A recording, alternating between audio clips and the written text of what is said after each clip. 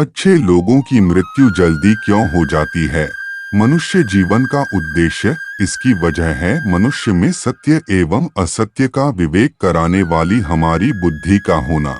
लेकिन इस धरती पर हम दुनियादारी के चक्र में कुछ इस तरह फंस जाते हैं कि हमारी बुद्धि सीमित दायरे में ही सिमटकर रह जाती है।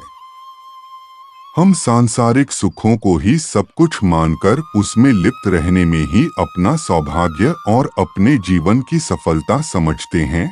यही गलती हम कर जाते हैं, क्योंकि इसके बावजूद कोई भी व्यक्ति यह दावा नहीं करता कि वह पूरी तरह से सुखी है। सच्चाई यह है कि हमें सामान्य मानव जीवन के उद्देश्य की पूर्ति के लिए निरंतर प्रयास करते रहना चाहिए।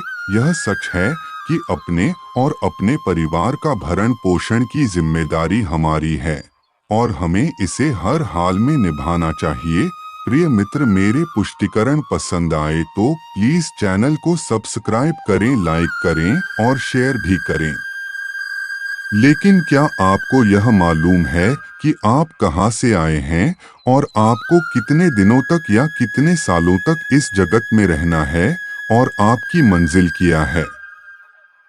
तो इन प्रश्नों के उत्तर में ज्यादातर लोग यही कहते हैं कि पता नहीं। ऐसे लोग बड़े ही अजीब होते हैं। वो यात्रा तो कर रहे होते हैं, पर यात्रा के संबंध में उन्हें कुछ जानकारी नहीं होती। परमधाम तक पहुंचना है मनुष्य के जीवन का लक्ष्य।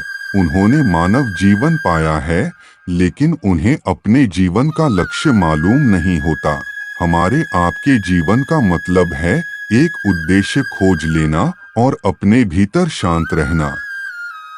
कहा गया है कि मनुष्य आनंद लोक का वासी है और आनंद के परमधाम तक पहुंचना ही उसके जीवन का एकमात्र लक्ष्य भी है।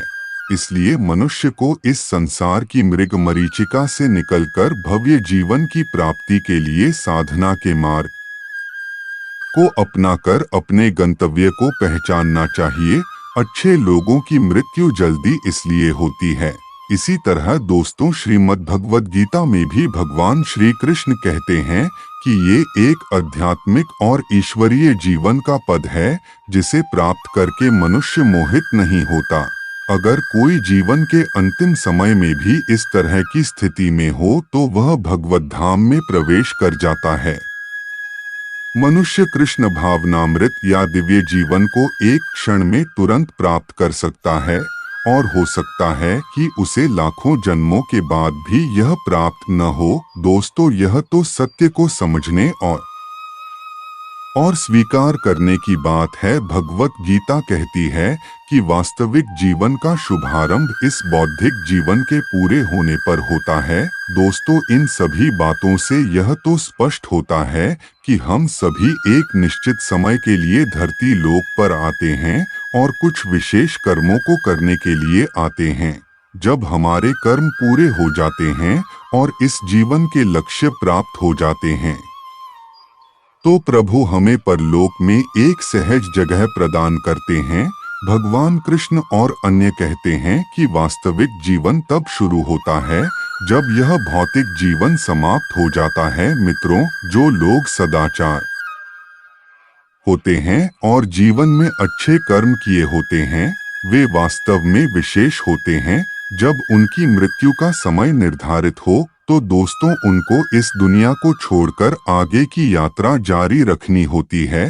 तो मृत्यु अटल है, इसे कोई नहीं टाल सकता है और नहीं इसका समय बदल सकता है। सब कुछ ईश्वर द्वारा निर्धारित है। आपकी मृत्यु आपके कर्मों के आधार पर परिवर्तित की जा सकती है। इसके लिए कई बार देखा गया है कि अच्छे लोग इस मृत्यु लोक को छोड़कर जल्द ही ईश्वर के चरणों में चले जाते हैं। आज आप जानेंगे कि अच्छे लोगों की मृत्यु क्या है। हिंदू धर्म के अनुसार आत्मा अमर है और यह आत्मा केवल वस्त्र रूपी शरीर बदलती है। जिस व्यक्ति की मृत्यु हो जाती है, वह कर्मों के आधार पर स्वर्ग या नर्क पाता है।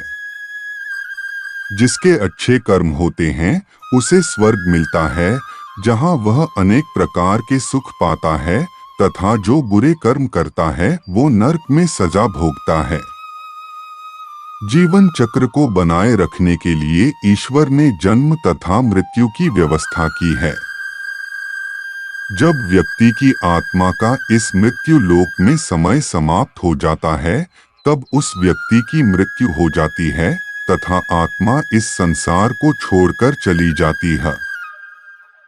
अमीर गरीब राजा रंक हर किसी की मृत्यु निश्चित है। कोई भी धन से मृत्यु का समय परिवर्तित नहीं कर सकता है। मृत्यु लोक में जन्म लेने वाला हर प्राणी अपने कुकर्मों को इस धरती पर भी भोगता है। इसके लिए हमेशा अच्छे कर्म करने चाहिए ताकि यहाँ भी सुख मिल सके और मृत्यु के पश्चात स्वर्ग की प्राप्ति हो।